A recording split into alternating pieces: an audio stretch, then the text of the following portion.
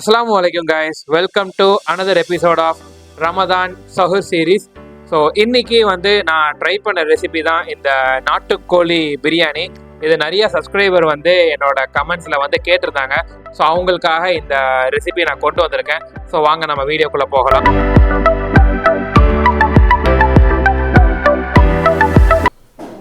1 kg biryani பண்ணுறதுனால இங்கே நான் 200 to 250 grams ஆஃப் ஆனியன் நான் எடுத்திருக்கேன். பெரிய வெங்காயமாக இருந்தால் வெறும் 4 வெங்காயம் போதும். இதை நல்லா நம்ம ஸ்லைஸாக கட் பண்ணிடுவோம். இந்த மாதிரி ஸ்லைஸாக கட் பண்ணிக்கோங்க. தக்காளி கரெக்டாக 100லேருந்து 150 கிராம் எடுத்துக்கோங்க. பெரிய தக்காளியாக இருந்தால் 3 தக்காளி போதும். இதையும் நல்லா ஸ்லைஸாக கட் பண்ணிக்கோங்க. 2 பச்சை மிளகா கீரி எடுத்துக்கோங்க. இஞ்சி பூண்டு பேஸ்ட்டு இஞ்சி பூண்டு அதுக்கப்புறம் 2 பச்சை மிளகா போட்டு நல்லா இதே மாதிரி பேஸ்ட்டை அரைச்சிக்கோங்க. 6 ஸ்பூன் கிட்ட நெய் ஊற்றிக்கோங்க.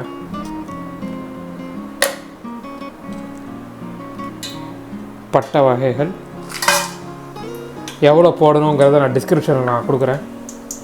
எல்லாமே கிட்டத்தட்ட ஒரு ஏலக்காய் பட்டை எல்லாமே ஒரு 10 எடுத்துக்கோங்க. சாரி, ஏலக்காவும் கிராம்பு 10 எடுத்துக்கோங்க. பட்டை ஒரு ஃபுல்லாக ஒரு பட்டை, அதுக்கப்புறம் 4 பிரியாணி இலை. வெங்காயம் போட்டுடலாம்.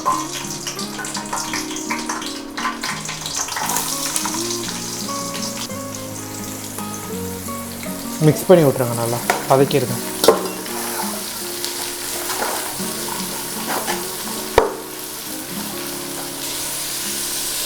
ஸோ நல்லா வதக்கிடுங்க. கரெக்டாக வெங்காயம் ஒரு மாதிரி ப்ரௌன் கலரில் வந்தோடனே நம்ம இஞ்சி பூண்டு பேஸ்ட்டு போட்டுருவோம். வெட்டி வச்ச புதினா மல்லி போட்டுடலாம். அதோடு சேர்த்து 2 கீரைனா பச்சை மிளகாவும் போட்டுருவோம். நல்லா மிக்ஸ் பண்ணி விட்ருங்க.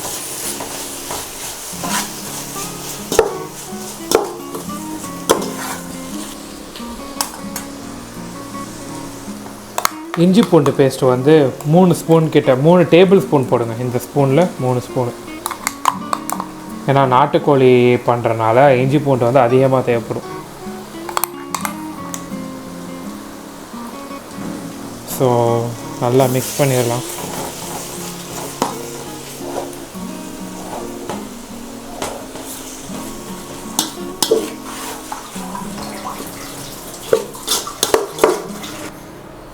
எல்லாமே நல்லா வதங்கிருச்சு. இந்த ஸ்டேஜில் நம்ம தயிர் போட்டுருவோம். தயிர் 50லேருந்து 100 கிராம் கிட்ட போட்டுக்கோங்க. ஏன்னா இங்கே தக்காளியும் போடுறனால ஓகே. தக்காளி நீங்கள் போடலை அப்படின்னா 100 கிராம் 150 கிராம் கிட்ட போட்டுக்கோங்க. நல்லா மிக்ஸ் பண்ணி விட்டுறலாம்.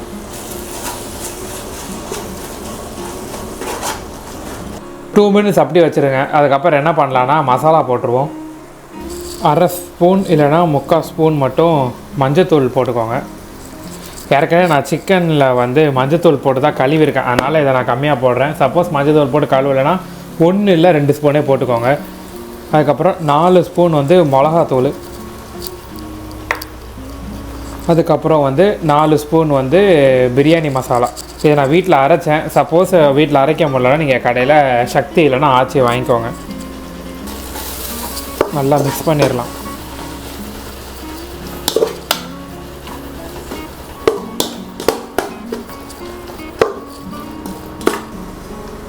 டூ மினிட்ஸ் அப்படியே வச்சுருங்க. வச்சுட்டு அதுக்கப்புறம் நம்ம இதில் என்ன பண்ணலான்னா சிக்கன் போட்டுடலாம்.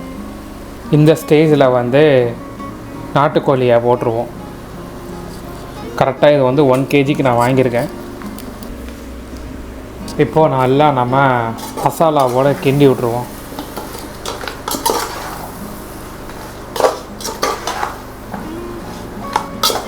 நல்லா மிக்ஸ் பண்ணி விட்ருங்க.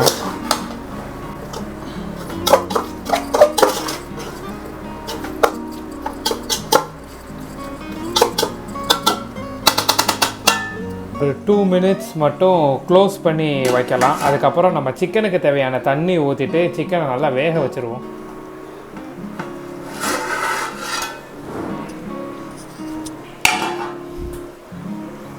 தண்ணி ஊற்றுறதுக்கு முன்னாடி நம்ம வெட்டி வச்சுருந்த தக்காளியை போட்டுருவோம். போட்டுட்டு சிக்கனும் தக்காளியோடு நல்லா மிக்ஸ் பண்ணி விட்ருவோம்.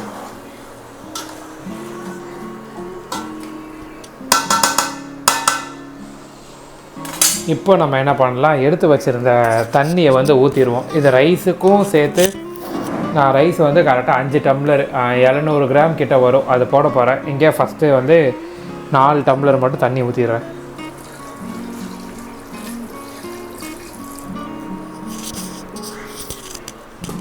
ஒரே ஒரு வாட்டி மட்டும் மிக்ஸ் பண்ணி விட்டுக்கோங்க. மிக்ஸ் பண்ணி விட்டுட்டு ஒரு 30 மினிட்ஸ் கிட்ட நாட்டுக்கோழியை வந்து இந்த தண்ணியிலே வேக வச்சுருவோம். ஓகே, கரெக்டாக மீடியம் ஃப்ளேமில் வச்சு வேக வைங்க. நாட்டுக்கோழியும் வந்து ஒரு 80 to 90% நல்லா வெந்துடும். நம்ம அதுக்கப்புறம் மிச்சத்தை வந்து தம் வைக்கும்போது நம்ம கரெக்டாக வேக வச்சுருவோம். இப்போது சிக்கனுக்கு தேவையான உப்பு போட்டுடலாம். இப்போது இனிஷியலாக நான் வந்து ஒரே ஒரு ஸ்பூன் மட்டும் உப்பு போடுறேன். அதுக்கப்புறம் நம்ம தம் வைக்கும் போது பார்த்துட்டு உப்பு போட்டுக்கலாம்.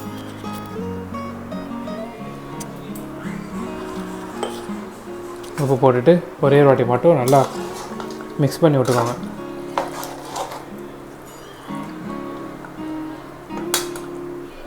இப்போது நம்ம க்ளோஸ் பண்ணி மீடியம் ஃப்ளேமில் வச்சு ஒரு 30 to 35 மினிட்ஸ் கிட்ட நம்ம சிக்கனை வேக வச்சுருவோம். 45 மினிட்ஸ் கிட்ட ஆயிடுச்சு. ஸோ ஓப்பன் பண்ணி பார்த்துடலாம். ஸோ நல்லா கொதிக்க ஆரம்பிச்சிருச்சு. சிக்கனும் வந்து செக் பண்ணி பார்த்ததில் 80% நல்லா வெந்துருச்சு. நாட்டுக்கோழி வந்து வேகிறதுக்கு ரொம்ப டைம் எடுக்கும். நீங்கள் பெட்டராக என்ன பண்ணுங்கள், ஒரு 2 விசில் வந்து குக்கரில் விட்டுட்டு அதுக்கப்புறம் பண்ணுங்கள், உங்களுக்கு இன்னும் நல்லாயிருக்கும். ஸோ சிக்கன் நல்லா வந்து ஓரளவு வெந்துருச்சு. இப்போ நம்ம என்ன பண்ணலான்னா, ரைஸுக்கு தேவையான தண்ணி மட்டும் ஊற்றிடுவோம். 5 டம்ளர் ரைஸ் நான் போட போகிறேன். ஏற்கனவே 4 டம்ளர் ஊற்றிருந்தோம். இப்போ ரிமைனிங்கை வந்து ஊற்றிடுவோம். ஊற்றிட்டு ஒரே ஒரு வாட்டி மிக்ஸ் பண்ணி விட்டுக்கோங்க. இந்த நேரத்தில் உப்பு எல்லாமே கரெக்டாக செக் பண்ணிக்கோங்க. ஒரு வாட்டி ஒரு ஸ்பூன் கம்மியாக இருக்குது, ஒரு ஸ்பூன் மட்டும் இப்போ போடுறேன்.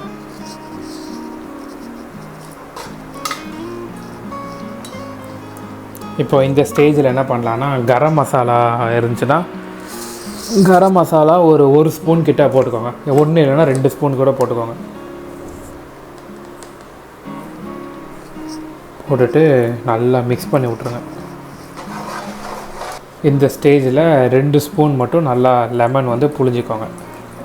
சரி, பாதி லெமனை நல்லா புழிஞ்சிட்டுக்கோங்க. இப்போது ஒரே ஒரு வாட்டி மிக்ஸ் பண்ணி விட்டுறலாம்.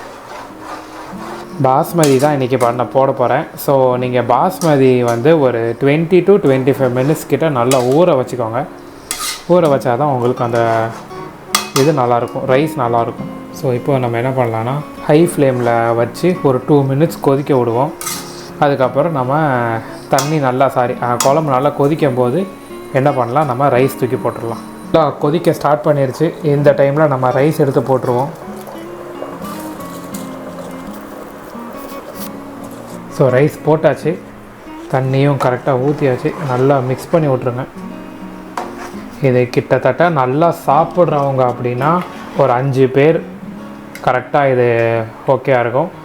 ஓரளவு சாப்பிட்றவங்களுக்கு 6 பேர்லேருந்து 7 பேர்கிட்டையே இதை வந்து பண்ணலாம். ஸோ எல்லா மெஷர்மெண்ட்லேருந்து எல்லாமே இந்த வீடியோவில் நான் சொல்லியிருக்கேன். இப்போ நம்ம உப்பு மட்டும் செக் பண்ணிடலாம். இந்த மசாலா எல்லாமே கரெக்டாக இருக்குது, உப்பு மட்டும் செக் பண்ணிடலாம். ஃப்ளேமை மட்டும் மீடியமில் வச்சுக்கோங்க. ஒரே ஒரு வாட்டி மிக்ஸ் பண்ணி விட்ருவோம் உப்பு போட்டுட்டு. தண்ணி மட்டும் எப்போவுமே கரெக்டாக ஊற்றிக்கோங்க, அதுதான் முக்கியம். இப்போ ரைஸும் குழம்பும் கரெக்டாக ஈக்குவல் ப்ரொப்போசிஷனில் வந்தோடனே நம்ம தம் வச்சுருவோம்.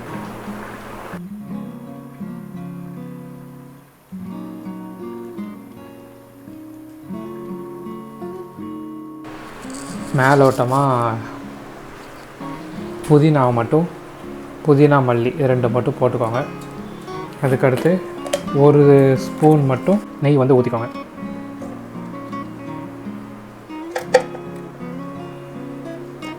அவ்வளோதான். லெமன் மட்டும் ஒரு 1/2 ஸ்பூன் மட்டும் ஊற்றிக்கோங்க லெமனு. அவ்வளோதான். இப்போ என்ன பண்ணலாம், தம் வச்சுருவோம். க்ளோஸ் பண்ணிடலாம். க்ளோஸ் பண்ணிவிட்டு மேலே வந்து வெயிட்டாக இருக்கிற மாதிரி ஏதாவது ஒன்று வச்சுக்கோங்க. எங்கள் வீட்டில் இதை வச்சுருக்கேன். சப்போஸ் இது இல்லாதவங்க நல்லா டீ போடுற சட்டியில் தண்ணி மட்டும் ஊற்றி மேலே வச்சுருங்க. அதுவே கரெக்டாக செட் ஆயிரும். ஸோ ஒரு 30 மினிட்ஸ் 15 மினிட்ஸ் வந்து இது இருந்து லோ ஃப்ளேமில் வச்சு ஒரு 15 மினிட்ஸு, அப்புறம் ஆஃப் பண்ணி ஒரு 15 மினிட்ஸு, கரெக்டாக 30 மினிட்ஸில் நல்லா செட் ஆயிரும். அப்புறம் ஒரு 10 மினிட்ஸ் மட்டும் விட்டுட்டு 40th மினிட்டில் நம்ம தம்மை உடச்சி பிரியாணி சர்வ் பண்ணிடுவோம். ஸோ தம்மில் வந்து நல்லா ரெடி ஆயிடுச்சு. இப்போ நம்ம தம்மை உடச்சிருவோம். கரெக்டாக 45 மினிட்ஸ் கிட்ட நான் வந்து தம் வச்சேன். ஸோ பாருங்கள், நல்லாவே வந்து வந்திருக்கு. இந்த மாதிரி வந்து டெக்ஸ்டரில் இருந்துச்சுன்னா உங்களுக்கு வந்து பிரியாணி ரைஸ் வந்து நல்லா வெந்திருக்குன்னு அர்த்தம். ஸோ உங்களுக்கு நறுக்கரிசி எதுவுமே இல்லைன்னு அர்த்தம்.